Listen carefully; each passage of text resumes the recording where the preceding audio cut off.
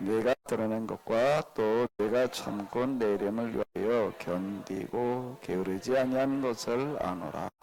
그러나 너를 책망할 것이 있나니 네 처음 사랑을 버렸느니라. 그러므로 어디서 떨어졌는지를 생각하고 회개하여 처음 행위를 가져라. 만일 그러하지 아니하고 회개하지 아니하면 내가 내게서 네 금촛대를 그 자리에서 옮기리라. 오직 내게 이것이 있으니 내가 니골라 땅의 행위를 미워하는도다. 나도 이것을 미워하노라. 귀 있는 자는 성령이 교회들에게 하시는 말씀을 들을지어다. 이기는 그에게는 내가 하나님의 낙원에 있는 생명나무의 열매를 주어 먹게 하리라. 아멘. 네, 우리가 요한계시록을 이 코로나 사태, 특히 한국에서는 코로나와 신천지 이를 뗄 수 없는 어떤 그런 사태로 확산되었기 때문에 염두에 두면서 우리가 요한계시록을 공부를 하고 있는데요. 왜 그런가 하면 신천지라는 그 이단이 요한계시록의 해석 때문에 생겨났기 때문에 그렇습니다. 자, 일단 여기 우리 보게 되면 다시 이제 정리를 하게 되면 요한계시록을 우리가 이해를 하려고 할 때 제일 먼저 기억해야 할 것은 계시라고 하는 거예요. 계시라는 단어에 대해서 우리가 오해하지를 말아야 되는데, 이 계시, 요한계시록의 이 계시라는 뜻은 무슨 뜻이라고? 이게 번역이 잘못됐어요. 뭐라고 번역을 해야 된다고요? 묵시. 요한계시록 1장 첫머리에 보게 되면은 계시라는 단어가 이렇게 나오는데 예수 그리스도의 계시라 그래놨는데 예수 그리스도의 묵시라 이래야지 맞는 얘기인데 계시 그래 놓으니까는 세상에서도 쓰는 그런 단어예요. 세상에서 쓰는 단어들이 뭐 성경에서 거의 다 같이 쓰여지고 있는데 그런데 그 단어는 같지만 담겨지는 의미가 다른 경우가 너무 많이 있습니다. 그 중에 하나가 뭔가 하면 계시라고 하는 단어예요. 또 어떤 신비적인 그런 역할을 하는 사람들은 다 계시 받는다, 뭐 계시로 이야기를 한다 이런 말들을 많이 이야기를 하는데 이 계시라고 하는 단어를 뭐 무당이나 점쟁이 이런 사람들이 얘기할 때는 뭔가 하면 우리가 알 수 없는 것을 모르는 것을 신비한 어떤 방식으로다가 알게 된다 이렇게 생각을 하게 됩니다. 그래서 뭐 계시 받았다 이제 이렇게 이제 이야기를 하는 거예요. 근데 성경에서 이야기하는 그런 계시라고 하는 그런 단어는 뭔가 하나님께서 만들어 놓으신 세상의 원리와 이치에 대해서 하나님께서 만들어 놓으신 세상의 원리와 이치 만물의 근본에 대해서 뭘 하는 것을 계시라고 그러는가 하면 깨달아 알게 하시는 거예요. 이 이야기는 이제 요한복음으로 넘어가게 되면 이런 이야기가 많이 나오게 되는데 어떤 영역에도 계시를 받는다 이렇게 얘기하는데 요한복음으로 넘어가게 되면 뭐라고 이야기를 하는가 하면 성령에 대해서 많이 이야기를 하고 있습니다. 근데 성령은 요한복음에서 이야기하는 요한계시록은 뭐가 같은 거예요. 근데 거기서 이야기하는 계시는 뭔가 하게 되면 뭐죠? 하나님의 영이 무슨 영이에요? 진리의 영이고 뭐요? 진리의 영이고 그 다음에 또 뭐하게 하는 영이죠? 깨달아 알게 하시는 영이에요. 그러니까 계시는 뭐가 계시는가 하면 진리. 금방 제가 이제 말씀드린 진리에 대해서도 이제 세상에 뭐 진리라는 단어도 많이 쓰죠. 근데 성경에서 얘기할 때 진리는 뭔가 하면은 하나님께서 만드신 세상의 원리와 이치, 만물의 근본에 대해서 깨닫게 되는 거, 그걸 가르쳐줘. 진리가 참 진짜잖아요. 이는 이치를 말하는 거, 참된 이치, 이제 진리의 그 원단어의 뜻이 그런 건데, 그걸 깨닫게 되는 거, 그걸 깨닫게 하시는 영이 성령이다. 이렇게 이야기를 하고 있습니다. 그러니까 점식으로 뭐 이렇게 계시받아서 어쩌고 저쩌고 이렇게 얘기를 하는 것들은 곤란한 얘기가 되는 겁니다. 구약에 이제 예언자들이 계시와 관련된 이야기들이 꽤 많이 나와요. 신비한 어떤 그런 경험 이야기들 많이 하고 그러는데, 그런 모든 것들을 통해 가지고서 뭐가 어떻게 되는가 하면 하나님께서 만들어진 세상의 원리와 이치, 만물의 근본을 깨우쳐 알게 되는 거고, 그걸 말하게 되는 거예요. 그러니까 우리가 이게 헷갈리지 말아야 돼요. 아멘. 제가 이제 어디 가서 이렇게 사람들 소개를 할 때 뭐라고들 소개를 이제 하나 하게 되면 뭐 영성에 뭐가 어때가지고서 영성의 경험이 있어 그래도 영성원을 지금 하고 있고 뭐 이렇게 이제 소개를 해요. 어디 이제 사람들이 모인 데 가서 그러면 거기 또 꼭 어떤 분이 있는가 하게 되면 제가 이제 저 영성원을 운영하고 있다, 뭐 다 영성의 경험이 있다, 그런 반색을 하는 분들이 있습니다. 아유, 그러냐 그러면서 꼭 자주 제가 그러는데, 그 반색하는 사람들은 또 뭐라고 얘기를 하냐면 이렇게 얘기를 해요. 아유, 목사님 너무 반갑고요. 내가 목사님한테 꼭 좀 내가 소개드리고 싶은 분이 있습니다. 이렇게 이야기를 합니다. 내가 아는 어떤 분이 지금도 아주 영성이 아주 깊은 분이래. 깊은 분인데 그거는 영성이 얼마나 깊은가 하게 되면 이렇게 모르는 사람들 전화만 받아도 그 사람이 어떤 사람들 딱 안다는 거예요. 이렇게 얘기 좀 하면 그냥 다 아는 어떤 그 정도로다가 영성이 깊은 분이 이렇게 이야기를 하는데, 그건 성경의 영성과는 상관이 없어요. 그거는 저 귀신의 영성이에요. 그런 거는요. 그런 거는 하나님은 그렇게 알게 하시는 분이 아니에요. 그런 걸 알게 하시는 분이 아니라 참된 진리 깨달아 알게 하시는 영인 줄로 믿습니다. 생각을 해봐봐요. 이걸 뭘 어떻게 해야 될까? 이게 뭘까? 참 모르는 부분이 우리가 많죠. 근데 그걸 무슨 역사를 가지고서 그걸 다 알게 해준다. 그건 참 신기하고 혹하기 쉽습니다. 그런데 뭐 하기 쉽다고요? 혹하기 쉬워요. 그러니까 어디 넘어가지 말아야 되냐면 어디 넘어가지 말아야 된다고요? 혹하고 넘어가지 말아야 돼. 그게 다 거짓이라고 하는 거예요. 그런 것들은 다 꼼수에 해되는 겁니다. 이제 그런 얘기가 좀 이렇게 나오게 되는데, 먼저 계시라고 하는 거에 대해서 세상에 좀 무당들이 얘기하는 그런 계시에 쏘가 넘어가지 말아요. 아멘. 생각을 해봐요. 진짜 하나님이시라면 우리에게 무슨 계시를 주시겠어요? 네? 우리는 전혀 알지 못한 인식에 그런 계시를 주셔가지고 알게 하시겠어요? 아니면 사물의 원리와 이치, 만물의 근본을 똑바로 깨달아 알고 똑바로 살게 하시는 그런 영을 부어주시겠어요? 어떤 것 점쟁이식으로다가 알겠는데 사람 맨날 점쟁이식으로다가 산다고 생각해봐요. 그러니까 내가 뭘 어떻게 해야 되는가, 똑바로 해야 되는가 상관이 없어. 좀라도 쳐보고서 뭘 어떻게 하면 뭔 수가 난다 그러면 그렇게 나가려고 그렇게 되죠. 사람이 그렇게 산다고 생각을 해보세요. 그게 정상적인 사람이 되겠는가? 그럼 말이 안 되는 거예요. 그러니까 어디 계시받았다 그러는 사람한테 넘어가지 말아요. 아멘. 계시받았다 그러는 사람 이걸랑 아예 무시해버려도 돼. 진짜 하나님의 영을 받은 사람은 계시받았다는 말은 없습니다.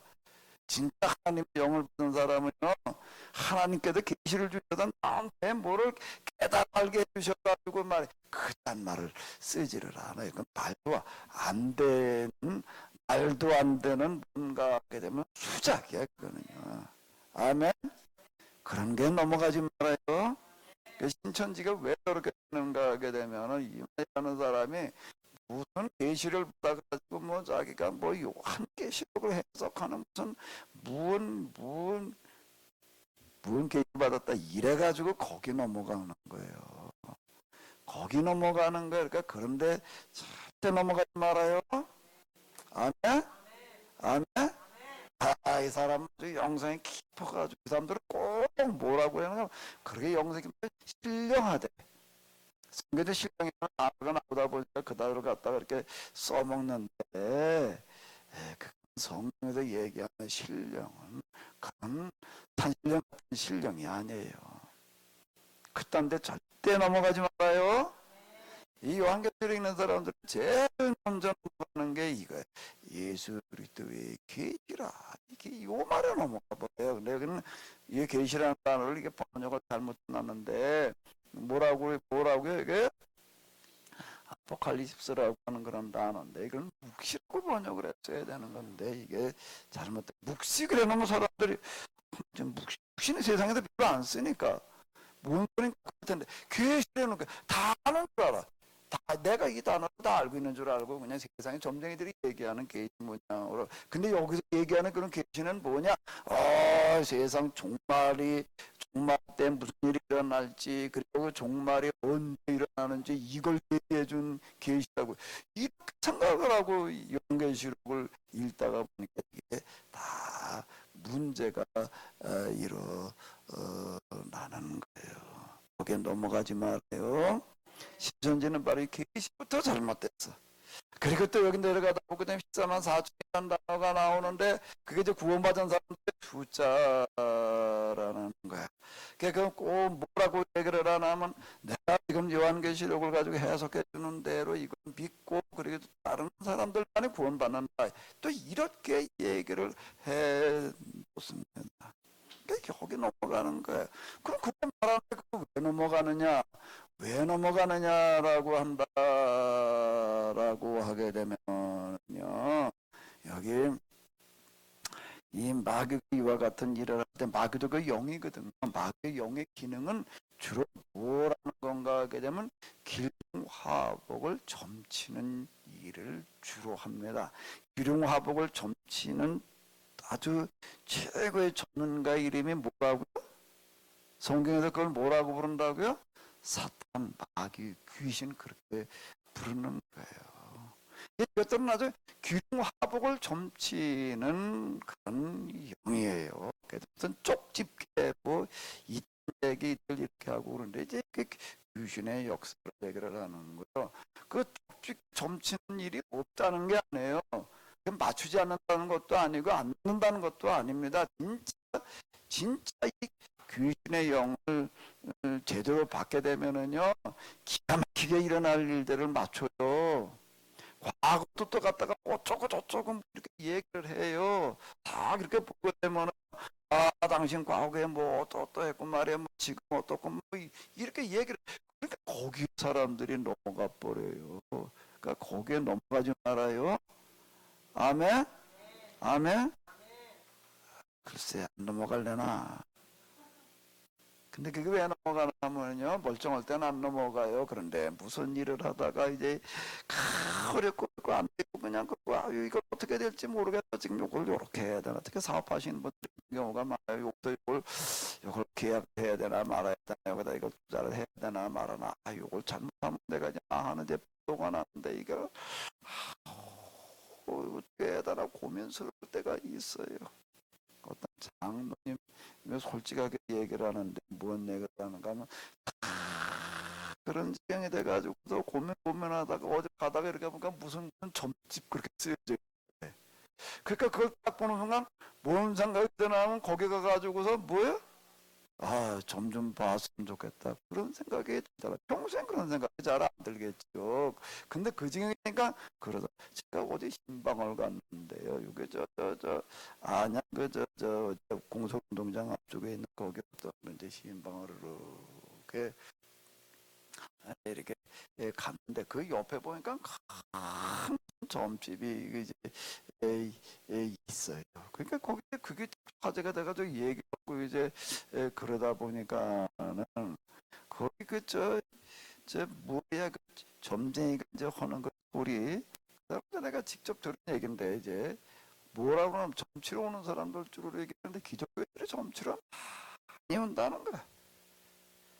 많이 오는데 난 그거 믿어야 되는지 말아야 되는지 근데 내가 직접 들었으니까 그 사람 하는 소리가 근데 그 사람이 진짜 얼마나 솔직하게 말하는지까지는 내가 잘 모르겠어요.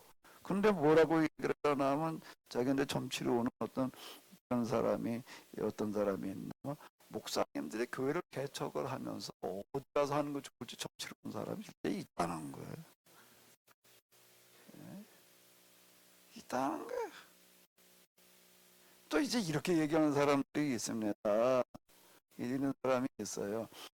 어디 가서 내가 교회를 개척을 해야 될지 그리고 기도를 많이 해서 하나님께서 응답하시는 데로 가서 개척을 하겠다. 이제 이렇게 얘기하면 아주 참 믿음이 좋아요. 믿음이 좋아가지고 기도를 이제 많이 합니다. 많이 해가지고도 뭐 어제 하나님께서 응답하셔서 거기 가서 개척을 했대. 그 응답하신 걸 어떻게 아느냐? 무슨 꿈을 꾸고서 어디 가서 돌아다니다 어디 가서 개척을 할까? 그러고 다니다 보니까 매번 건물이 돼. 그래가지고 거기다 개척을 시작을 했다. 이렇게 얘기를 하는 거, 하나님께서 응답하셨대. 그리고 거기다 시작을 해가지고서 뭐, 어땠다, 뭐, 그러는데. 근데 이제 거기가 어디냐. 그리고 이렇게 봤어요. 이렇게 쭉 보니까. 제가 저도 하나님께서 응답하신 게 아니야. 지가 그렇게 생각을 한 거지. 그렇게 생각을 한 거지. 왜 그러냐면 제가 왜 그건 절대 하나님께서 응답하신 게 아니다라고 내가 얘기를 하는 거야. 거기까지 하나님께서 응답하셨다니 보니까 옆에도 교회야. 거기다가 그걸 하나님께서 그걸 응답했다 거기다 교회 개척하라고. 이게 말이 안 되는 거예요. 이게요. 말이 안 돼. 뭐가 안 된다고요?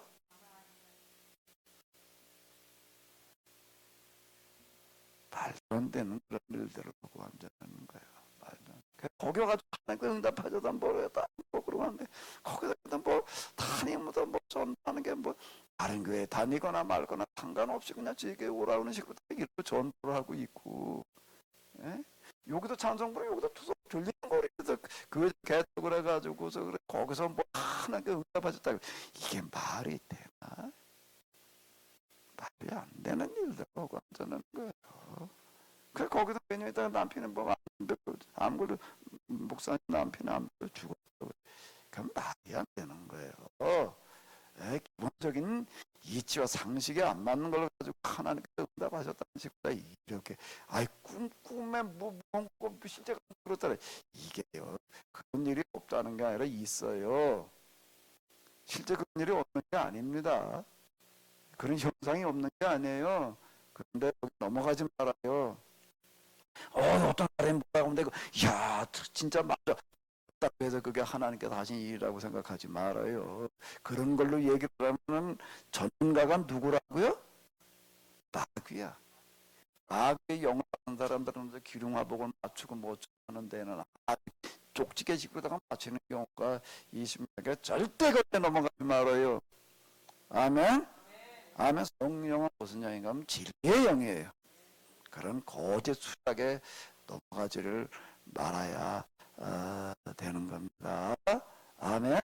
그러니까 계시라고 하는 말에 절대 넘어가지 말아요. 누가 계시 받았던 사람 제일 조심해야 될 사람은 뭔가 하면 계시 받았다고 떠드는 사람이에요. 특히 교회 안에서 특히 설교하고 뭐 성경을 가지고 얘기하는 사람들 같은 계시를 받아가지고 어쩌고 저쩌고 그러니까 절대 수작에 넘어가지 말아요.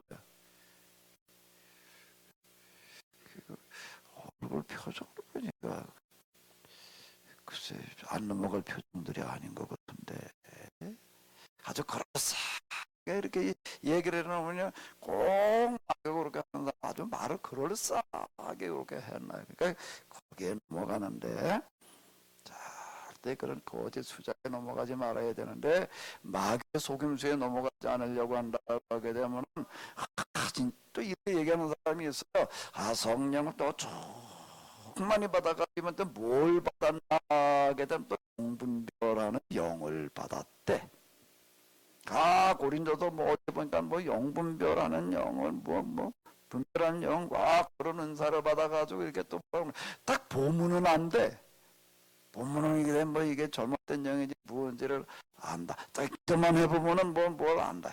그딴 거짓 수작에 넘어가지 말아요. 아멘. 아멘. 성경에 그 있다고 해가지고도 그걸 갖다가 성경에서 거기서 얘기하는 게 그런 걸 말하는 게 아니에요. 단어만 갖다가 구절만 갖다가 그냥 그렇게 이단들이 그때 그거 가지고 얘기해. 그렇게 사람들이 성경 구절을 가지고 얘기를 하니까 이 진짜 하나님의 말씀대로 얘기를 하는 대로 성경대로 하는 줄로 알아요. 성경 구절을 갖다 끌어 써놓았다고 해가지고 그게 다 하나님께서 하시는 것을 하나님의 뜻이 아닌 경우도 많아요. 예수님께서 40일 동안 금식하실 때 보게 되면 성경 구절 누구도 갖다 써먹나?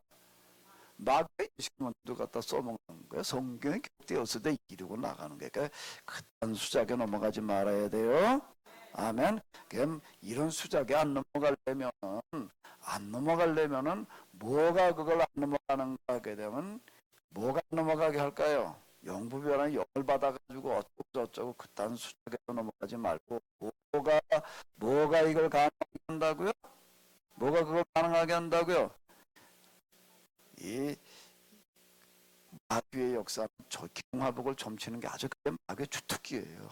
그래 사람들이 거기에 넘어가는 거예요. 이야 거기서 점쳐보니까 말이야 뭐 그래 우리나라 그 저기 정치권에서 선거하는 남자들이 다 누가 잡아는 건 점쟁이들이 잡았다는 거예요. 특히 정치하는 사람들이 점쟁이들 많이 써먹습니다. 뭐 옛날 사극에 보면 그런 거 많이 나오잖아요. 예? 그 얘기 들려오는 얘기 보게 되면 난 그거 어디까지 믿어야 될지 모르겠는데 장노가 대통령이 돼 있을 때도 선거 날짜는 검증한테 가서 잡았다는 거예요. 물론 저 대통령이 가서 잡지는 않고 밑에 저 참모들이 가서 그렇게 하기는 했겠지만요. 그런 말이 들려 나와요. 단들에게 dom쳐가지고 맞았다. 그러면 그냥 다 넘어가 버리는 거예요. 그러면 그런 데 넘어가지 말아요. 아멘? 말은 쉬운데 쉽지 않아요. 쉽지 않아요. 그러니까 정말 성령에 충만하다라고 하는 것은 뭔가 하면 진리에 대한 올바른 이해와 깨달음, 기본적인 이해와 상식에 충실하는 거가 마귀에 넘어가지를 않는 거예요. 아멘. 아멘. 절대 이제 왜 이걸 지금 요한계시록 가지고 요한계시록 전에 우리가 교회에서도 한번 제가 해서 요한계시록 읽고 책 써놓고 나서 그때쯤 한번 이렇게 해서 왜 또 하는가 하면은 이 신천지에 속아 넘어간 사람이 너무 많아요. 너무 많은데 신천지 교회인들의 거의 다는 신천지에서 활동하는 사람들 가운데서 전직 목사님들 많아요. 전직 목사님들도 많고 또 거기에 있는 교인들의 대부분은 거의 다라고 얘기해도 될 만큼은 뭔가 교회에 댕기던 사람이에요. 다니는 것도 그냥 적당히 다니는 사람이 아니라 열심히 다니는 사람, 아주 신앙생활 잘하던 사람들 꽤 되는 경우가 많습니다. 그게 너무 안타까운 일인데요. 너무 안타까운 일인데 거기 가가지고서 뭐 그 사람들 얘기가 그러는 거예요. 교회를 그렇게 오래 다녀도 그냥 뭐 성경이 뭔지도 모르고 있다가 그 사람들은 꼭 뭐라 그러냐면 성경 공부하자고 그럽니다. 그 성경 공부하는 데 가가지고 성경 공부해보니까는 진짜 거기가 성경을 제대로 가르쳐 주더라. 이렇게 얘기를 해요. 저한테 저를 전도하겠다고요. 여기 계속 찾아오는 신천지 교인이 있어요. 지금도 문자가 와. 지금도 일주일에 한 번 내가 그냥 아주 박대하지를 않았더니 진짜 이다니까 그냥 나만 이렇게 하지를 않았더니 지난번에 어떤 분이 왔다가 우리 근처에 때문에 어떤 목사님 이렇게 왔다가 여기를 이렇게 쭉 오더니 이런 소리를 하고 하는 거예요. 아니 이 교회도 신천지 금지 그러면 신천지들은 어디로 가야 되냐 말이야. 여기는 그래도 좀 그런 건 붙여놓지 말아야지 말이야. 저기 뭐 좀 밑에 몇 개 붙여놨었잖아요 그때. 그랬더니 그 말을 누가 해가지고 내가 좀 뛰라고 그랬어요.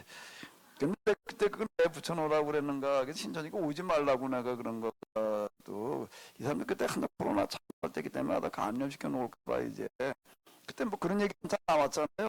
교회 가가지고 이게 교회 그냥 감염시켜놔라 뭐 이제 진짜 사람들은 그렇게 할 수 있을 사람들이에요. 그래가지고 이제 그것 때문에 이제 오지 말라 이제 사실 그것 때문에 붙여놨던 건데 신천지에 잘못 빠졌다 갈 때 한 사람 여기로 와라 그래야지 여기도 오지 말아라고 그 사람들은 어디로 가?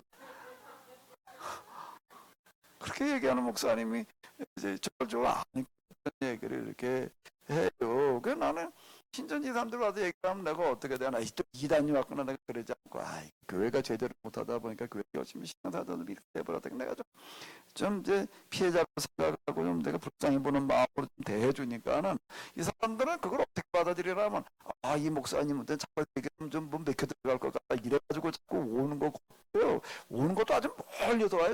은평구 어딘가 거기 오는데 뭐 그 다음에 차가 전 대중교통 가지고 오는데 뭐 2시간 3시간이 걸리는데 나 뭐 그런데도 그걸 또 올 때 그냥 오는 것도 아니고 하나 또 사들고 와. 네. 이 사람들 얘기를 보게 되면 다 그렇게 얘기합니다. 교회를 뭐 10년 다녔다는 거예요. 그래서 저한테 그 얘기한다면 그런 말을 하는 거예요. 그걸 그렇게 해봐야 성경 가르쳐주지 뭐 맨날 뭐 어쩌고저쩌고 얘기만 하고 기껏 교회 와서 들은 거 구약은 뭔가 예수님께서 오신다는 약속이고 신약이 오신다는 약속이다. 그 정도는 가지고 얘기를 하지 깊이 있게 말을 안 해주더라. 말들을 꼭 얘기를 하는데요. 하나같이 그런 말을 합니다. 이 사람들은 여기 가가지고 성경을 깨달았다 이렇게 얘기를 해요. 그 뭔가 마귀가 신천지를 통해 가지고 교회의 약점을 파고 들어간 거예요. 그러니까 설교를 뭐 아무리 구조 갖다가 들어대는 게 이게 교회들의 성경을 모르는 거예요.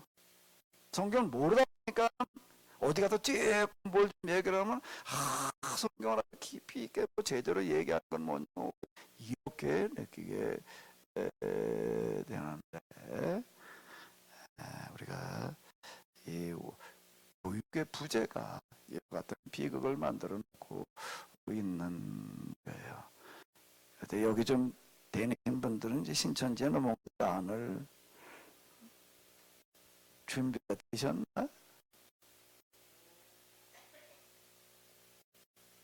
좀 자신 있어요? 신천지 만나도 안 넘어갈 자신이 있으신가? 있다고? 글쎄, 제가 얘기할 좀 관심 가지고 조금 충실히 하시는 분들은 가능할 거예요. 그냥 왔다 갔다 그냥 앉아나 있었다가 우선 되는 게 아니고.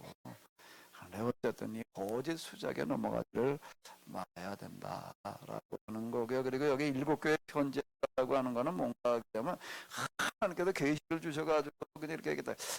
제가 지난번에 이거 가지고도 말씀을 이렇게 드렸지요. 뭘 했던 거라고 에베소, 서머나, 보가모 주로 이렇게 편지 7교회 이게 편지라는 건 뭐였다고요? 요한계시록은 사도 요한의 3편의 설교가 들어있는 겁니다. 3편의 설교인데 그 설교에는 다 뭔가 하게 되면 이제 이 심판에 관한 그런 설교를 이렇게 하고 있는 건데요. 여기 뭐예요? 요거 첫 번째 설교는 7 두루마리. 한 두루마리 펼칠 때마다 심판하는 이야기가 나오는 거예요. 두 번째 설교는 7 나팔. 세 번째 설교는 7 대조. 이렇게 나가는 거예요.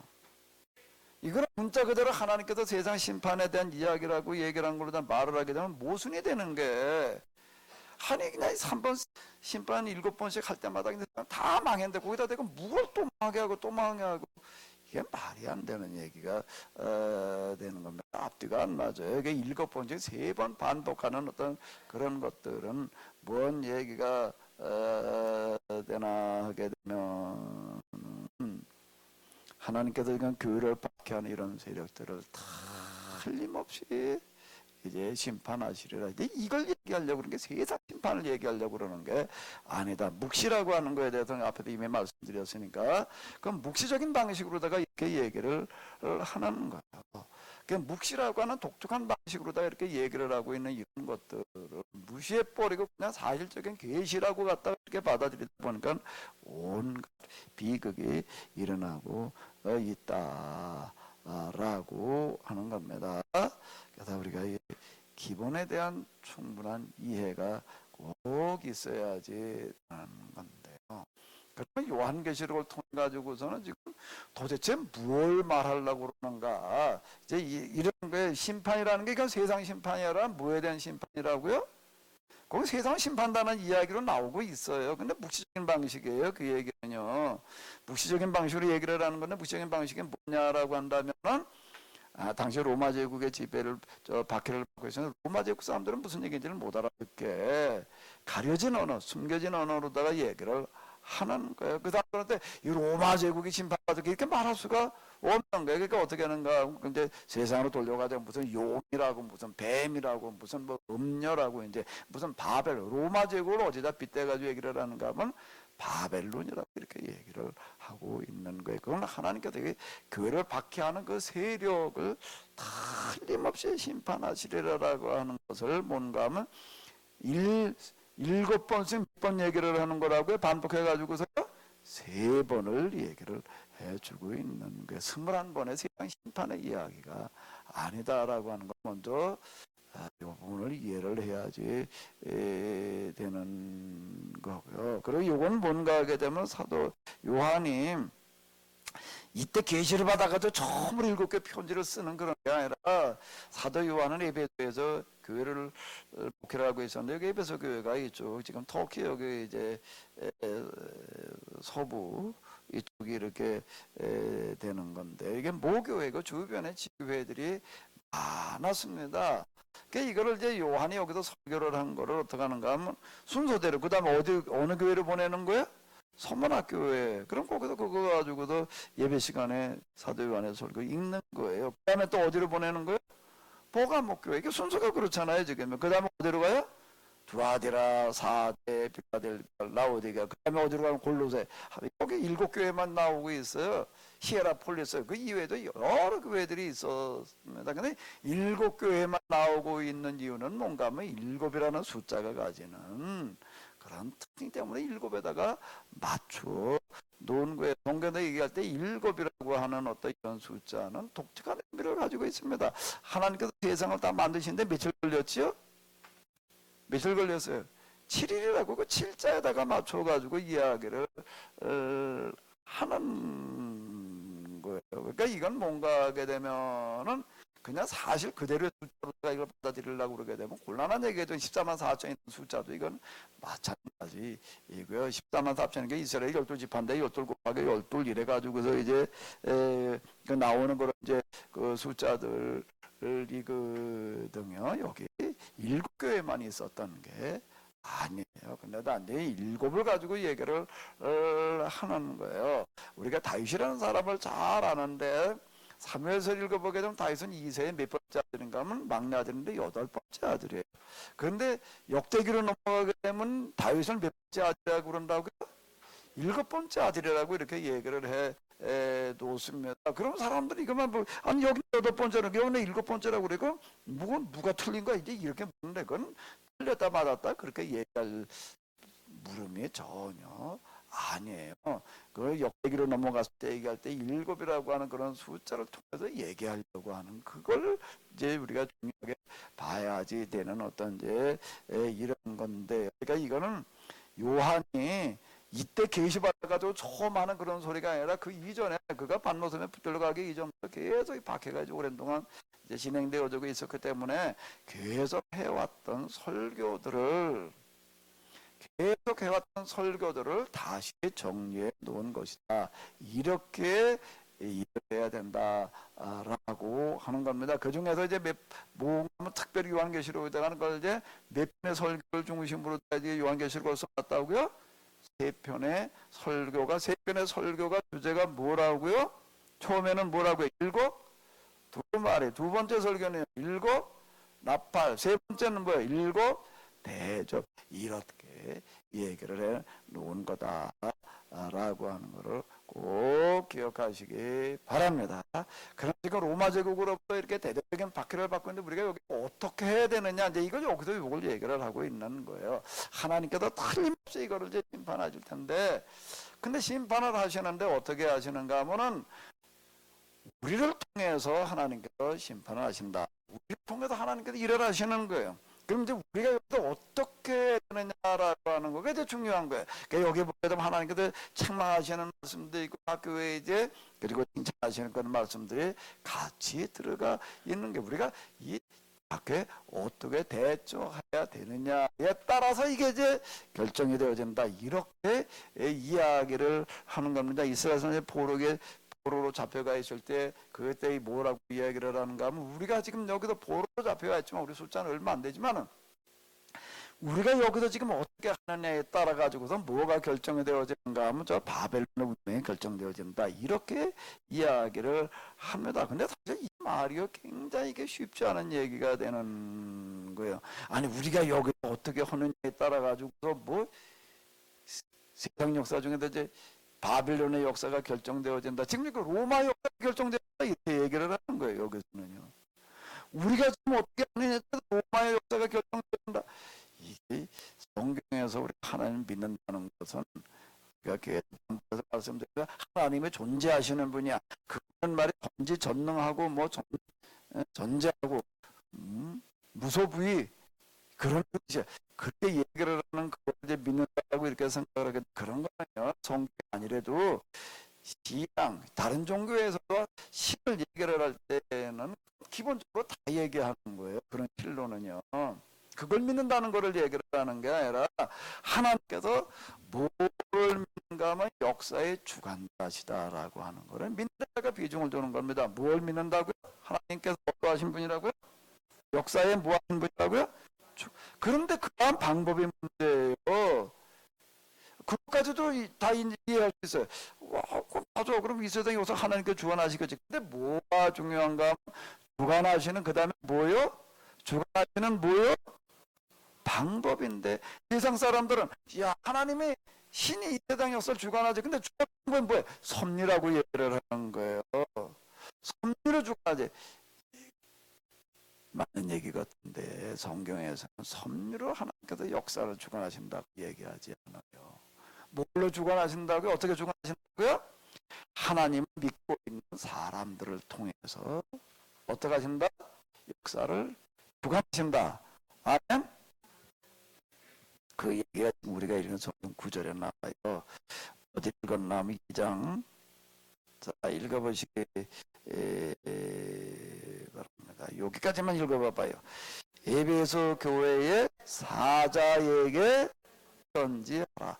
여기에 보게 되면 이게 무슨 얘기냐면 구절을 얘기하려고 하는 거는요. 하나님이 세상 모든 것들을 주관하시는데 어떻게 주관하시는가 되면은 사람을 통해서 주관하신다. 섭리가 아니에요. 섭리론이 아니에요. 아멘. 에이 세상 저 지금 말이야 악한 놈 세상에 수없이 많은데 말이야 하나님께서 그냥 저거 언젠가 다 망해 놓으니까 이렇게 얘기를 하라. 세상 사람들이 하는 소리예요. 그런 소리는요. 세상에 지금 악에 수북한데 말이야 우리가 그걸 해결해야 돼. 이렇게 얘기를 해야지 맞는 얘기가 되는 거예요. 하나님께서 우리를 이걸 해결하실 거야. 그 우리가 이걸 어떻게 될 거냐 이렇게 나가야 되는 거지요. 아멘. 그렇게 하나님 세상에 지금 어려운 사람들이 많은데 하나님께 도와줘도 해결해 주시고 그렇게 얘기를 하면 곤란한 얘기가 되는 거예요. 지금 누가복음서를 하고 경사 그거 책을 주로 이거 읽어요. 지금 자본주의라고 하는 어디로 가는가 뭐 이제 그거 읽어보니까 그분이 그 책이 2010년도에 나왔는데 거기 보니까 그런 얘기가 있어요. 2001년도 통계에 의하게 되면은 2001년도 통계에 의하게 되면 지구에 지금 한 65국 이렇게 살고 있는데 절반이 어떻게 되는가 하게 되면은 매일 $2 이하의 생활비를 가지고 산다는 거예요. 절반이 나 생각보다 많더라고요. 통계 수치 얘기하는 거 보니까 그런 사람이 많지. 근데 그 아주 하버드대 그 유명한 교수, 세계적으로 아주 유명한 교수가 써 그런 책이에요. 2001년도 통계예요. 전 세계 인구 절반의 하루 이불이 우리나라 돈으로 얼마 2천 얼마인데 그 이하로 살아가고 있다. 그런데 그 중에서 또 절반이 어떻게 1불 이하로 산다는 거예요. 1불. 우리 돈 1,000원이잖아요. 1,000원 이하로 살아가는 사람들이 지금 그렇게 많다. 뭐 하나님 와주셔서 그때 불쌍히 여겨주시고 그 해결이 그렇게 하면 말하게 되면 그건 하나님 우롱한 얘기가 되는 거고. 그게 언제 해결해? 예수님께서 얘기하시니까 고르반이라는 단어가 있습니다. 그거 가지고 유대인들을 책망을 했어요. 그러니까 뭔가 하면 자기 부모가 있는데 부모의 문제를 어떻게 하면 하나님께 떠내는 거예요. 하나님 우리 부모를 좀 잘 보살펴 주시고, 그런데 나는 어떻게 하는가? 너는 이제 하나님만 섬기고 있으면 하나님께서 내 부모를 알아서 섬겨 주실 거다. 그게 뭐라는 거예요? 그게 무슨 신앙이라고? 고르반 신앙이야, 고르반. 그 고르반, 그걸 가지고 책망하신 게, 내 부모를 누가 책임져야 되나? 누구 부양을 해야 되나? 내 자식을, 하나님, 난 하나님 참 그래 좀 열심히 할 테니까요. 내 자식을 하나님께서 좀 지켜주시고, 그리고 이제 하나님 일만 오게 그만 쫓아다녔으면 그 말이 돼야 안 돼. 이정성 원사님 그렇게 말하면 돼야 안 돼. 진짜 안 된다고 생각해? 전에 누가 그런 상황이 있었다면 가까운 사람은. 예? 말이 안 되는 거예요. 내 몸과 내 자식을 나를 통해 하나님께서 해결하신다고 생각을 해야지. 고르반 그러고 난 하나님만 열심히 내고 있을 테니까 하나님께서 그 다음에 말이 안 되는 거예요. 내가 할 수 없는 부분을 하나님께서 하시는 거지요. 아멘.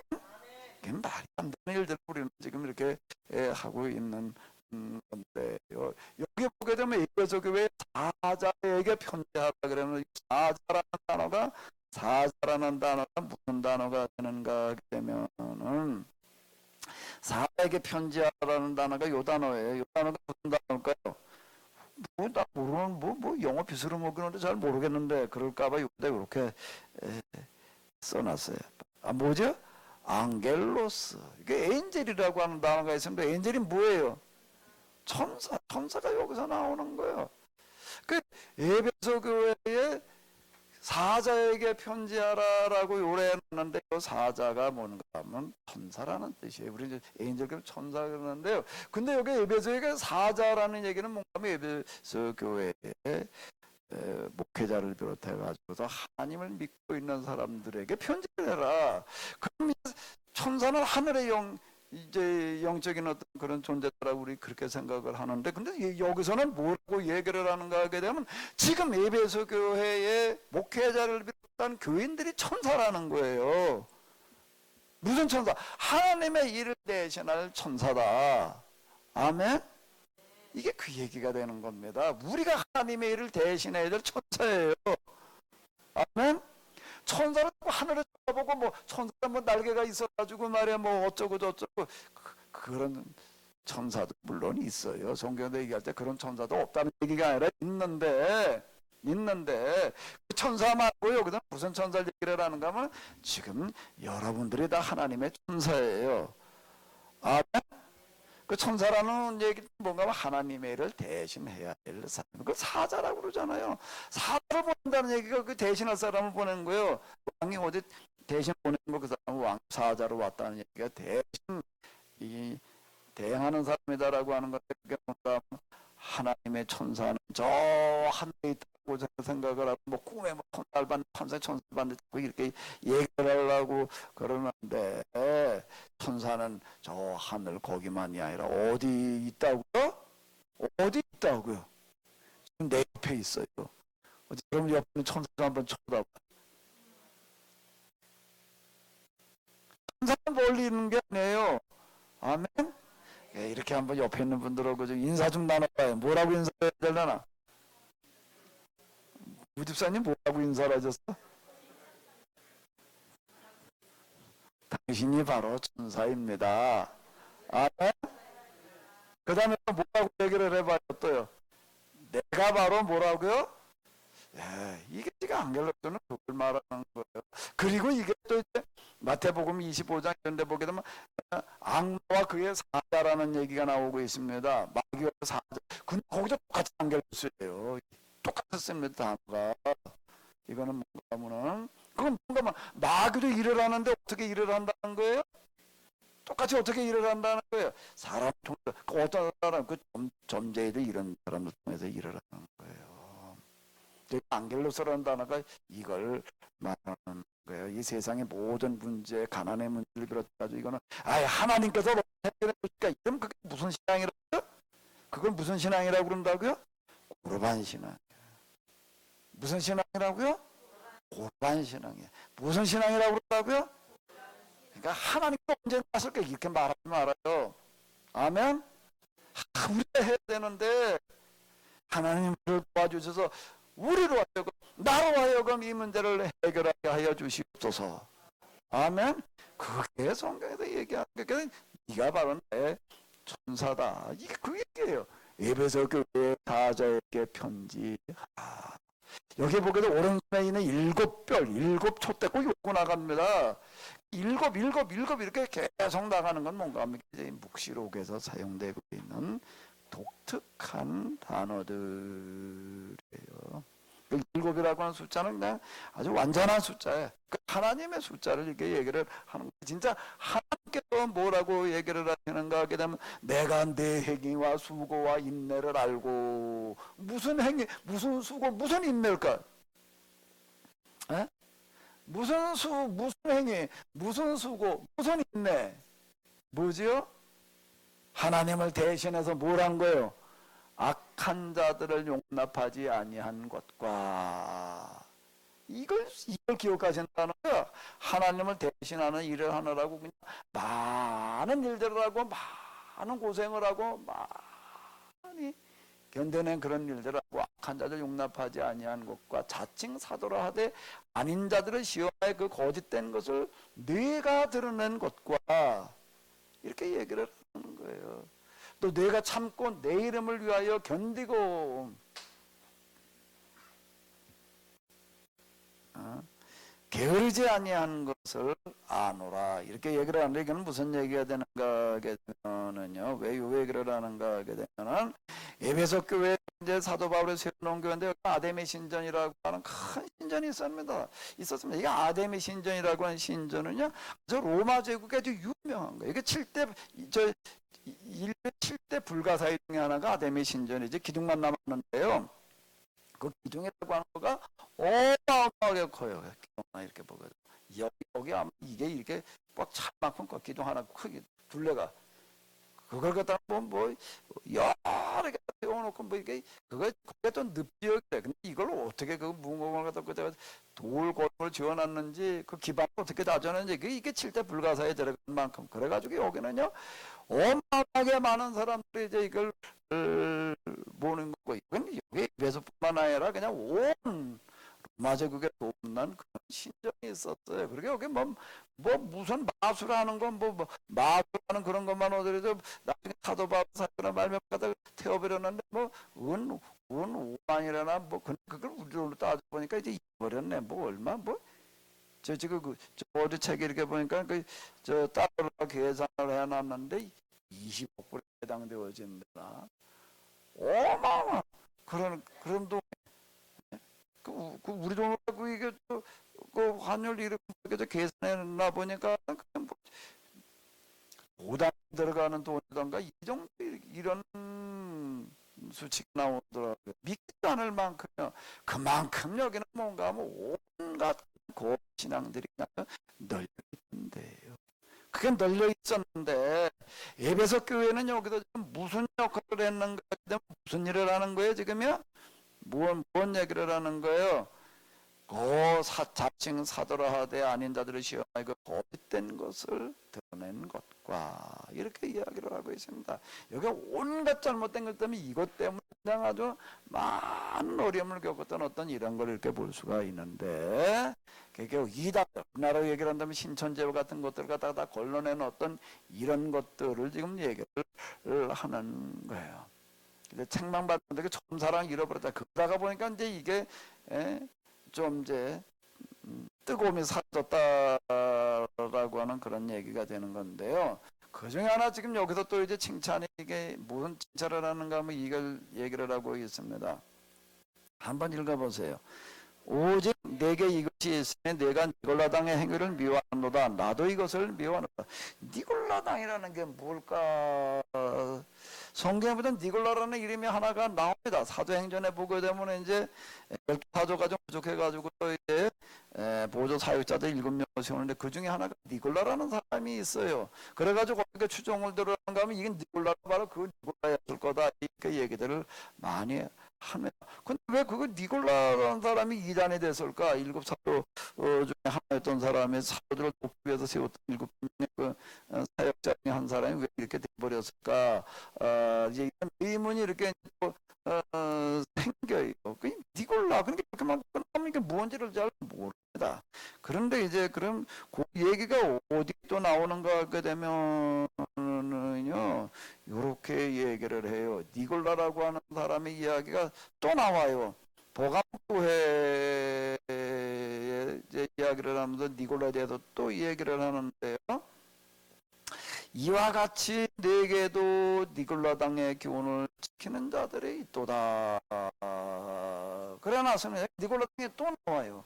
근데 니골라당이 얘기를 하면서 뭐라고 얘기를 하는가 하게 되면 앞에 뭐라고 나와요? 이와 같이. 그 이와 같이가 뭘 하는 걸 말하는 거예요? 이와 같이가 뭘 하는 거죠? 14절을 보게 되면은 이렇게 나오고 있습니다. 한번 읽어보세요. 그러나 내게 두 가지 책망할 것이 있나니 거기 내게 발람의 교훈을 지키는 자들이 있도다.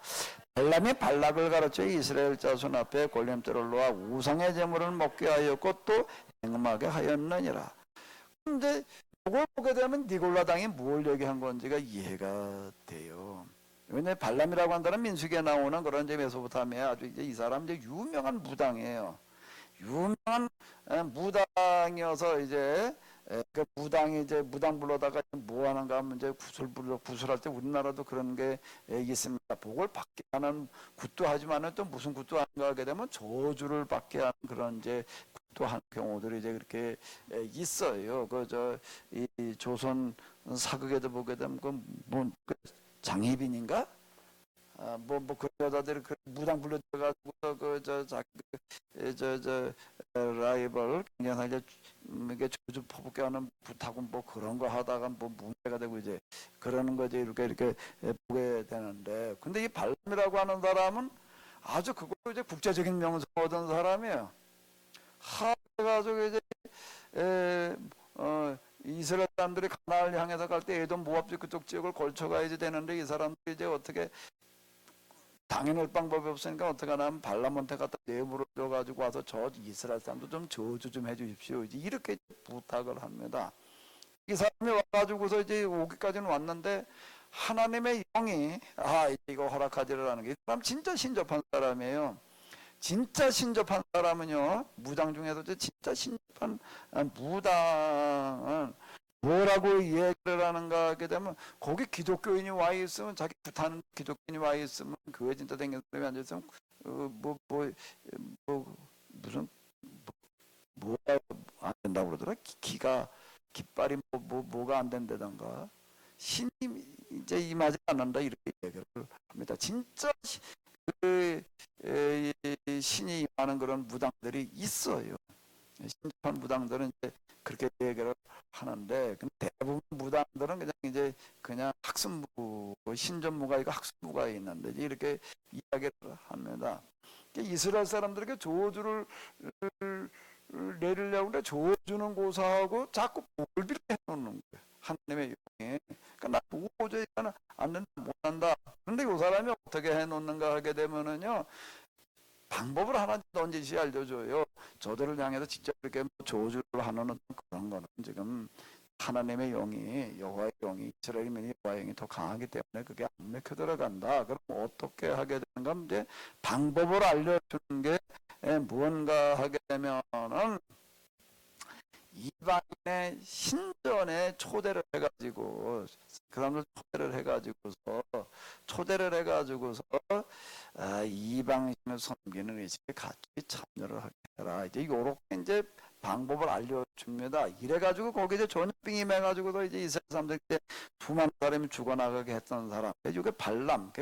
신명기로 넘어가게 되면 발람 교훈을 잊지 말라는 얘기가 굉장히 많이 나옵니다. 많이 나와요. 근데 이건 무슨 얘기가 되는가 하게 되면은 이런 얘기가 되는 거예요. 아주 요건 지금 그 이후에 이제 계속 우리가 부딪히는 어떤 그런 문제인데, 왜 신명에게 발람의 교훈이 잊지 말라고 이렇게 얘기를 하고 이렇게 발람 가지고도 얘기를 하고 있는가라고 한다면은 이런 거예요. 내가 어떤 사람하고 같이 이제 거래를 사업을 해요. 이 사람의 신앙이 없는 사람이야.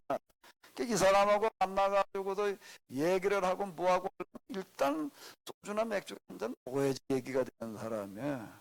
그럼 어떻게 해야 돼요? 어떻게? 난 그러니까 난 소주 술 안 먹고, 그러면 이게 얘기가 되나 안 되나? 예? 그건 어떻게 현실적인 문제 똑같은 얘기가 되는 거예요. 그럼 이게 좀 얘기가 좀 겉돌 수 있고 이러고 하니까 사람들, 근데 이 사람에게 중요한 파트너야. 이 사람하고 꼭 성사가 돼야지 되는데, 그 맞춰가지고서 이제 같이 이제 사분 술 한잔 먹어야 된다는 얘기가 이제 그래서 나오는 어떤 그런 일들이 이제 우리가 실제 있는 일이라고. 그게 맞춰줘야 된다는 거야, 이제. 그래서 혼자 같이 술도 한잔 먹어주고 뭐 어쩌고 저쩌고 뭐 이제 이러는데 똑같은 얘기입니다. 여기 니골라고 하는 거지, 발음 이런 얘기가 뭔 얘기인가 하게 되면요, 아주 신앙하고 상관없는 것처럼 끌고 들어가는 어떤 이런 방식인데, 사람들에게 초대를 해요. 우리 집 앞에 같이 식사하지 마십시다라고 이제 초대를 합니다. 같이 속도 살아야 되는데 초대 안 갈 수 없죠. 그 가요. 가.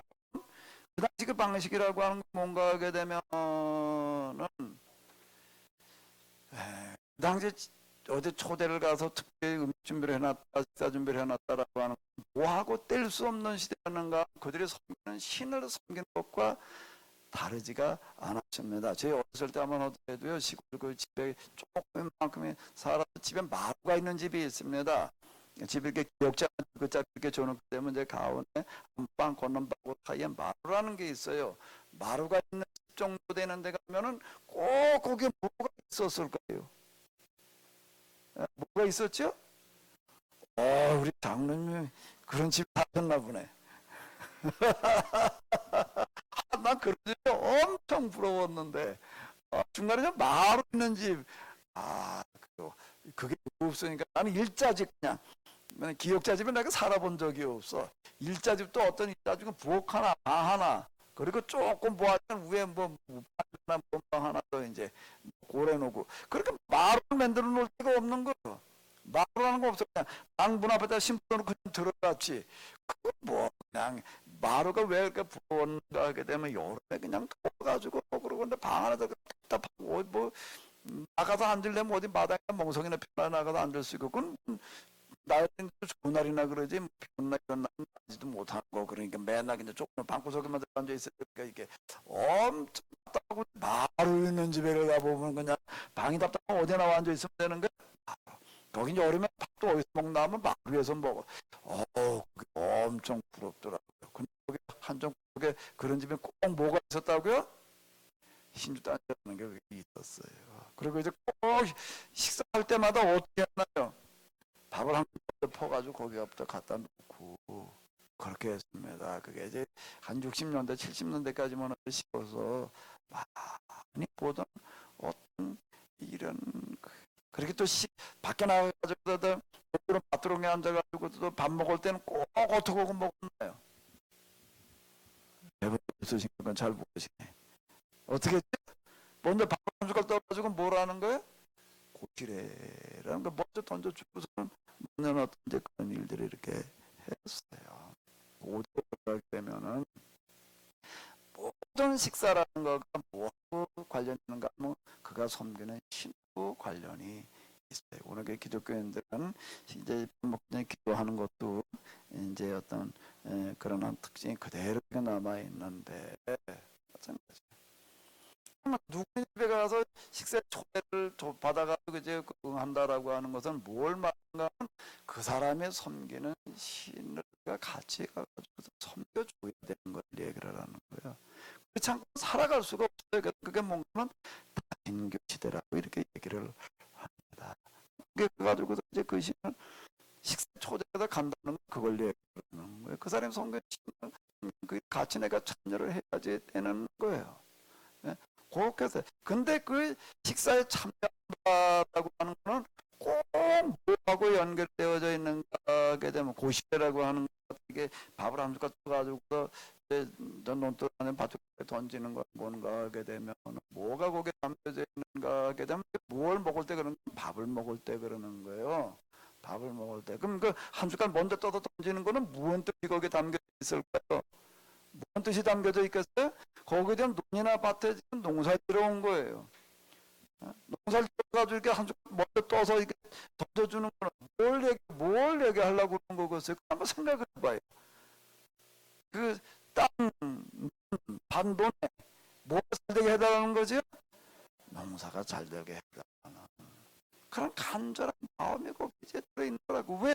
지금 농사가 잘 안 되죠. 소리 좀 봤어 그러는 거지만은요, 옛날에는 농사가 안 되면 굶어 죽는 거예요.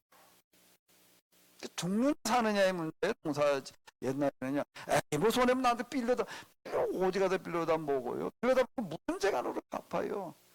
그러니까 이게 오래 내가 농사를 지을 때 되느냐 안 되느냐는 거는 내가 1년 먹을 양식을 구하느냐 안 되느냐, 이거 아니면 이제 죽는 그런 아주 보통 이게 이제 심각한 얘기가, 내가 오줌 짓는 거 개념이 이렇게 달라요.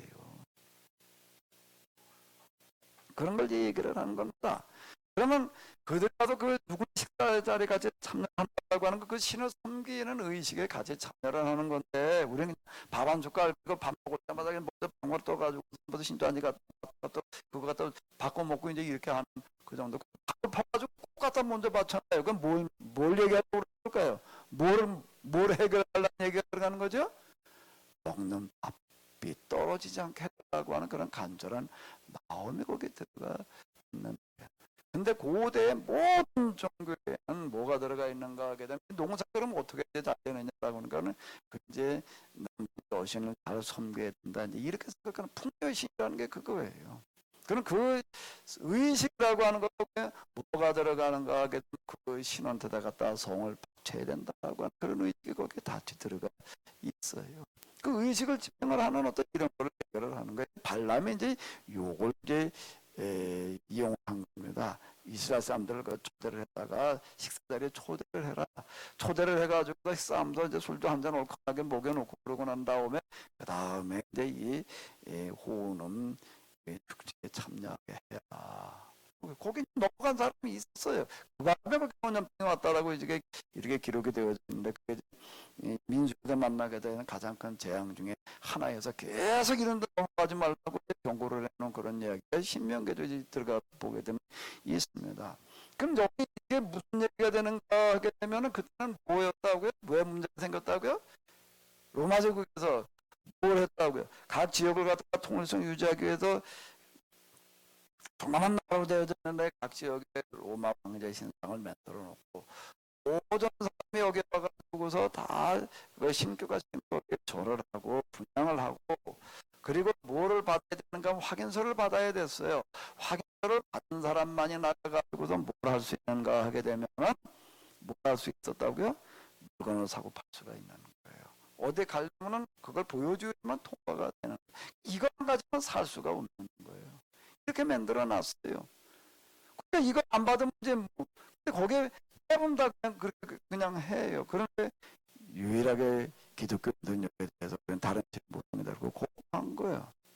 그러니까 이때 이 교회를 나간다는 건 굉장히 어려운 거였습니다. 그러니까 굶어 죽을 수밖에 없는 그런 게 되는 거예요. 근데 거기다 뭐라고 일어나는 사람들이 있는가 하게 되면, 로마 정부에서 우리에게 요구하는 거, 이게 진짜 신이니까 이거 섬겨라 그런 것도 아니고 정적인 목적을 달성하기 위해서 넓은 나라 그 나라들 다 통일이 저 시민 지배하려니까 통일성을 유지하기 위한 정치적인 목적을 가지고 하는 거니까 그냥 가서 절고 우리는 우리대로 신앙생활하면 되지 않냐, 이렇게 얘기하는 사람이 있었어요.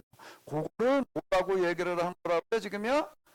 발람의 교훈이라고, 발람의 교훈을 지킨 자들이 있도다.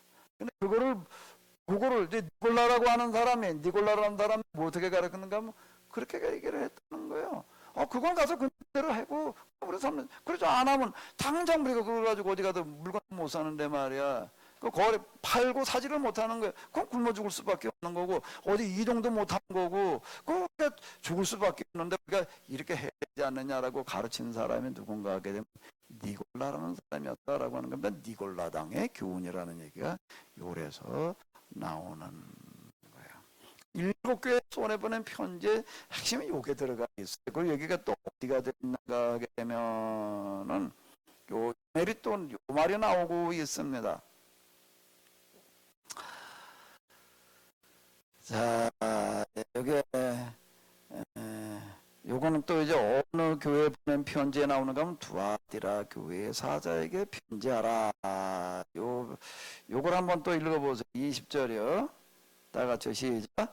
그러나 내게 책망할 일이 있노라. 자칭 선지자라는 여자 이세벨을 내가 용납하매니 그가 내 종들을 가르쳐 깨어 행음하게 하고 우상의 제물을 먹게 하는도다.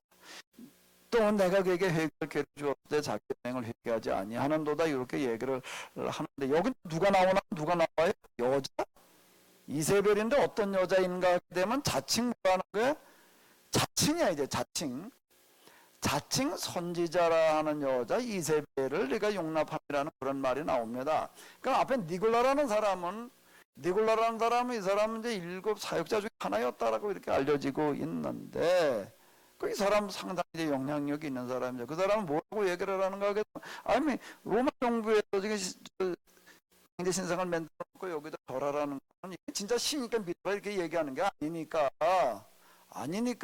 그건 그거대로 그냥 우리가 하고 그렇게 신앙생활을 딱지 받아가지고 우리가 그냥 이렇게 살면 되지 않냐. 그렇게 받을 일도 없고 우리가 사는데도 어려움들이 없고 그러니까 여기 넘어간 사람들이 많은 거예요. 오늘 우리가 이런 일이 벌어진다면 어떻게 해야 될까요? 계약준수 장로님 어떻게 하실 거예요? 아주 그럴싸한 얘기예요. 아니 이게 진짜 신도 아니고 신으로 진짜 섬기라는 얘기도 아니고 정치적인 행위인데 그럼 그걸 하고 그냥 우리는 신앙생활하면 되지 않냐? 그럼 말이 돼야 안 돼요. 근데 이거 안 된다고 그러는 거예요 지금 여기서는요. 그런데 뭐 속절없이 죽어나가야 되는 거예요. 그런데 살 방법도 없고 거부했다라고 하는 것 때문에 똑같다 이제 죽이는 거예요. 그런 일이 이제 이 서문학교에 나오는데 서문학교에 그때 이제 그 목회자가 누구였는가 폴리캅이라고 하는 분인데 그 잡혀가 죽었어요. 화형당했다고요 실제로. 그러니까 화형당했어요. 그렇게 하게 되면은요. 근데 그 니골라라는 사람 이제 말로 이렇게 얘기를 한 사람이고 그런데 또 어떤 사람이 있었나 하게 되면 그럼 우리가 이게 맞나 안 맞나 기도해 보자는 거예요. 그럼 말이 돼야 안 돼요. 기도해도 하나님 뭐라고 시작하면 우리가 기도해 보자. 뭐가 문제야?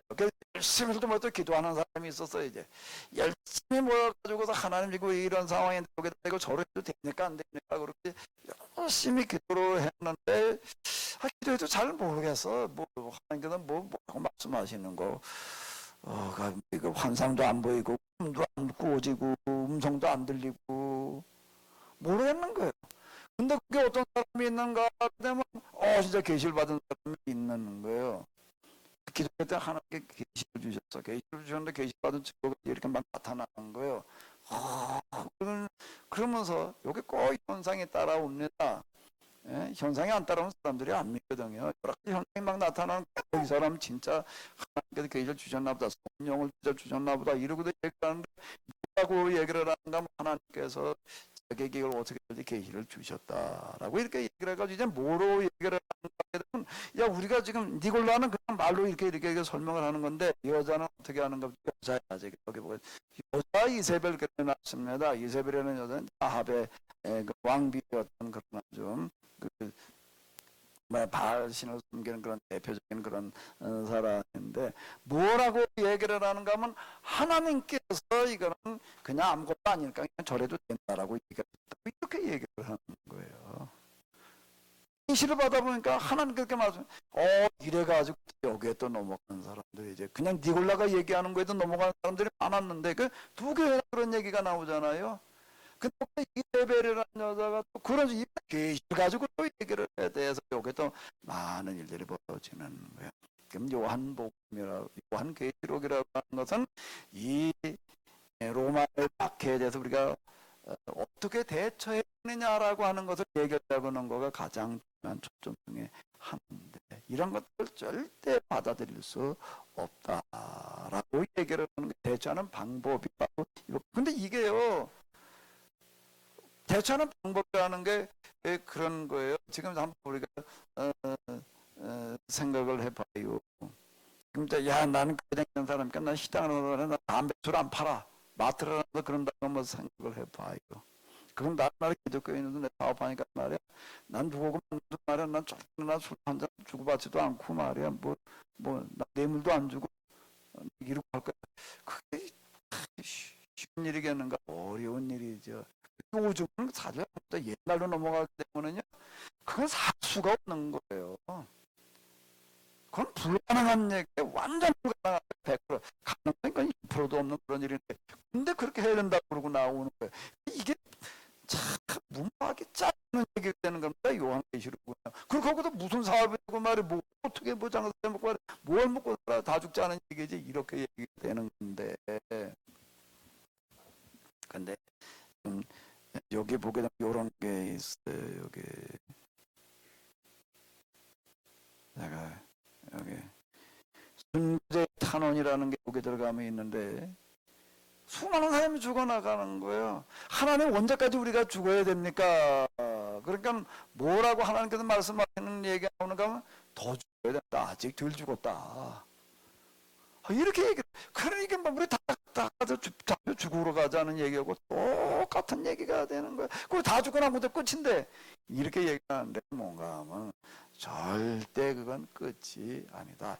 우리를 지금 로마 제국을 이기는 방법이 뭔가 하게 되면 우리는 이걸 악기를 그대로 받아들이는 데 있다. 이렇게 방법을 제시를 하는 거예요. 이 방법은요, 이건 도저히 이거는 경제성이 없어 보이는 방법입니다. 어떻게 가능해요, 그게요? 근데 나중에 결과를 놓고 보게 되면 뭐였는가 하면 이 방법이 인 거예요. 잡혀가 죽은 방법.